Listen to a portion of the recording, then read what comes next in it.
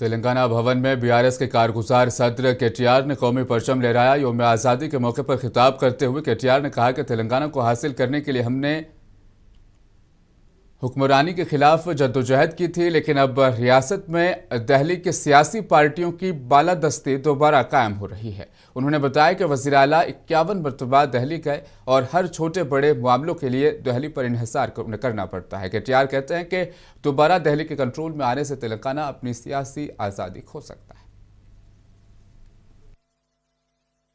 పరాయి పెత్తనం వద్దని మనం పోరాడి తెలంగాణను సాధించుకున్నాము। ఎందుకంటే స్వాతంత్ర్యం అంటే కేవలం ఒక స్వతంత్రంగా అడ్మినిస్టర్ చేసుకునే అధికారమే కాదు, ఆత్మగౌరవంతో బతికే ఒక పరిస్థితి, ఆర్థిక స్వావలంబనతో బతికే ఒక పరిస్థితి। అట్లాంటి పరిస్థితిని కేసీఆర్ గారి నాయకత్వంలో మనం 2014లో తెలంగాణ సాధించుకోవడం ద్వారా మనం అర్జించుకుంటే ఈరోజు పూర్తి భిన్నంగా దానికి పరాయి వాళ్ళ పాలన పోయింది, ఢిల్లీ కిరాయి పాలన మొదలైంది అనే విధంగా ఢిల్లీ పార్టీల పెత్తనం మళ్ళీ ఒక్కసారి తెలంగాణ మీద నడుస్తూ ఉన్నది।